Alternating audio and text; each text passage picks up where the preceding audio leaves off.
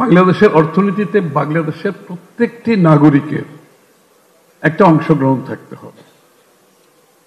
এবং সেই অংশগ্রহণ করতে গেলে যেই ধরনের অর্থনীতি বিগত দিনে চলে আসছে আমাদেরকে সেই অর্থনীতি থেকে সরে একটা নতুন অর্থনৈতিক মডেলের কথা চিন্তা করতে হবে এবং সেই মডেলে হচ্ছে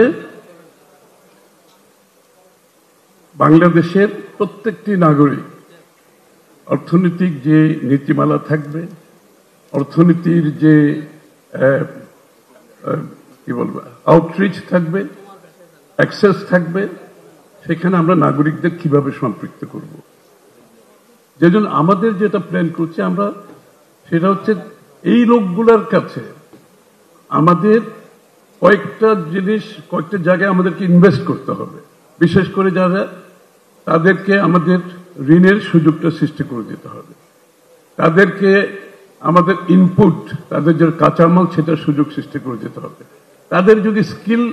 ল্যাকিং থাকে স্কিল ডেভেলপমেন্টের বিষয়টা দেখতে হবে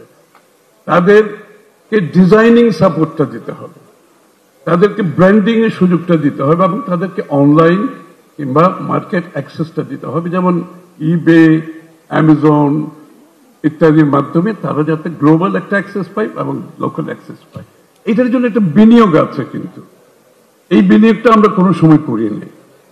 আমাদের সবসময় বিনিয়োগটা হচ্ছে ম্যানুফ্যাকচারিং ইত্যাদি ইত্যাদি এইসব জায়গায় কিন্তু এইখানে যে অর্থনীতিটা আছে সেটাকে আমরা এক্সপ্লয়েট করি নাই এবং তাদের জীবনযাত্রার মান যদি আমি উন্নয়ন করতে পারি তাদের পণ্যের মান যদি আমি উন্নয়ন করতে পারি সেই তার মাধ্যমে শুধু তার এমপ্লয়মেন্ট বাড়বে না তার তার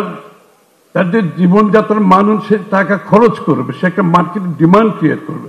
সবচেয়ে বড় কথা হচ্ছে তার পণ্যকে আমি মনিটাইজ করতেছি